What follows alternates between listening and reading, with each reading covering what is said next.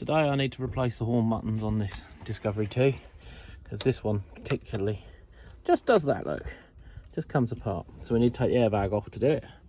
There's two Torx headed screws in here, so I shall get on, take those out and bring it up. First thing to do is to remove the cowling, which is 3 screws, 2 located there and there, and 1 located up under there.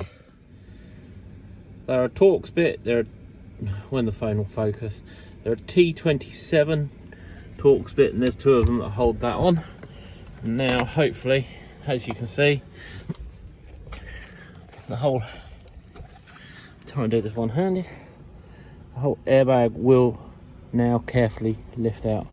I've actually left it there. Right, so I want to replace these horn button switches. So this one is definitely broken. As you can see, it's missing a little clip.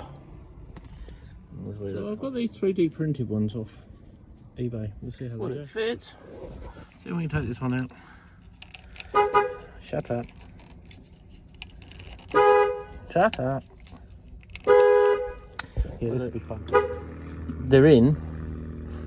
Whether I like them or not, I'm not 100% sure.